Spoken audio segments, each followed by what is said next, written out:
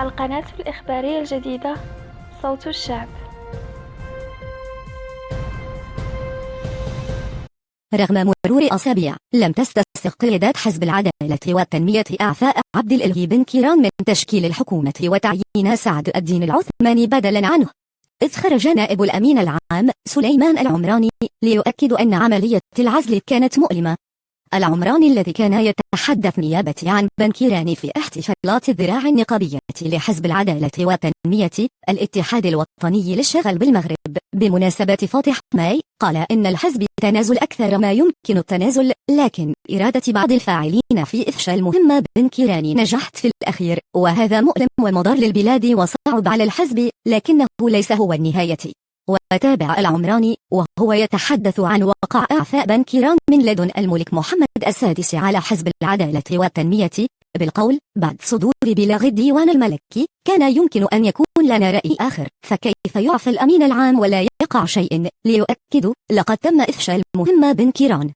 الرجل الثاني في حزب المصباح، وبعد أن أكد أن رئيس الحكومة السابق ذهب كي يستريح قليلا من أجل مواصلة الإصلاح في هذا البلد، عاد ليشن هجوما على حلفاء سعد الدين العثماني الحاليين دون تسميتهم، قائلا: ما وقع هو إنه بدل احترام مقتضيات التنافس الشريف وتمكين البلاد من حكومة يرأسها العدالة والتنمية في شخص بن كيران، حضرت لدى البعض الحسابات الضيقة وتصفية حساب ما قبل 7 أكتوبر، لم يتحل الجميع بالمسؤولية المنتظرة.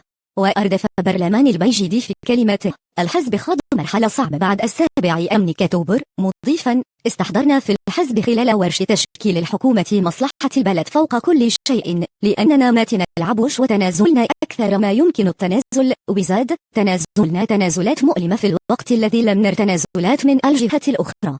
ورفض العمراني في تصريح لوسائل الإعلام كشف الجهة التي أفشلت مهمة بن كيران في تشكيل حكومته، مكتفيا بالإشارة إلى أنها ذكرت في بلاغ سابق للحزب.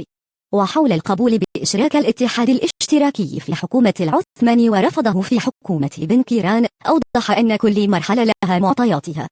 وبينما خرج تصريحات وتدوينات بعض قيادي الحزب تنتقد تنازلات العثماني، اعتبر المسؤول الحزبي نفسه أن هناك حراكا بالحزب لأن إعفاء بن كيران ليس أمرا سهلا، وشدد على أنه لا يمكن أن نفرط في حقوق الإخوان في التعبير، لكن من الأولى أن تناقش في هذه الأمور داخل مؤسسات الحزب التي ستستمر وسنواصل عملنا فيها. ولفت إلى أن حزب المصباح قوي وليس بالصورة التي يحاول البعض تسويقها، ونحن اليوم مع العثماني استطعنا تشكيل الحكومة، ودعا إلى مساندته والوقوف إلى جانبه.